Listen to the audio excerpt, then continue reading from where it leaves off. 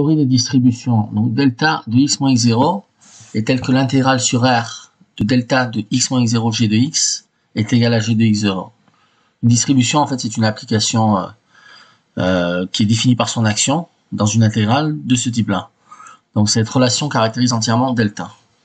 Alors quelques définitions et propriétés des distributions.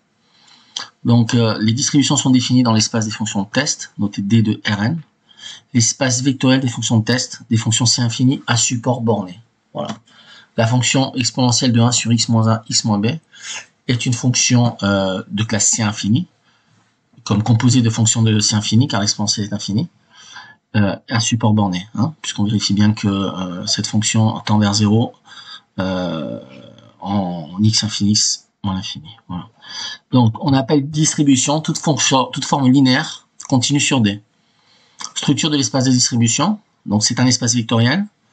En réalité, c'est l'espace dual de D, que l'on note D', son dual topologique. Si D appartient à D', qui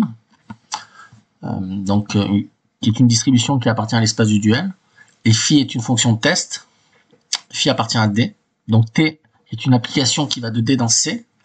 La valeur de T en phi est notée, c'est noté un peu comme le produit scalaire, en fait, T phi, hein, on pourrait dire T scalaire phi, mais effectivement c'est un produit scalaire dans l'espace hermétien. Donc une distribution, c'est quelque chose qui prend une fonction et qui crache un scalaire, qui crache un complexe. Voilà.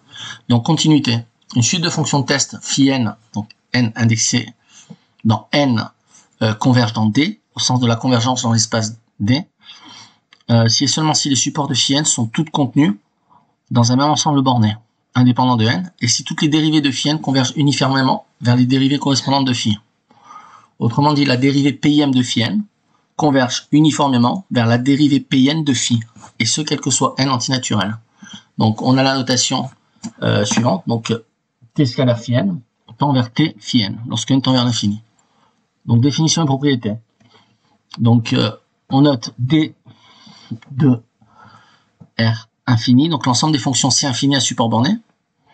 Donc, ce sont des distributions, donc une distribution est donc un élément de l'espace de D' de R n, où D' est le dual topologique de D de Rn, donc l'espace des formes linéaires continues.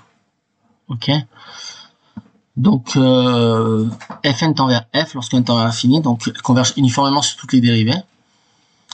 Soit T une distribution, on note l'image de phi dans D, on la note T scalaire phi, qui est T de phi. Donc T phi n tend lorsque n tend vers l'infini vers T de phi. Donc remarque, la remarque qu'on l'a fait, c'est la distribution delta de Dirac. Distribution régulière. À toute fonction localement intégrable, on peut associer une distribution, d'accord, par le produit scalaire fi qui est l'intégrale sur R de x phi de x dx. Donc, allez, stop.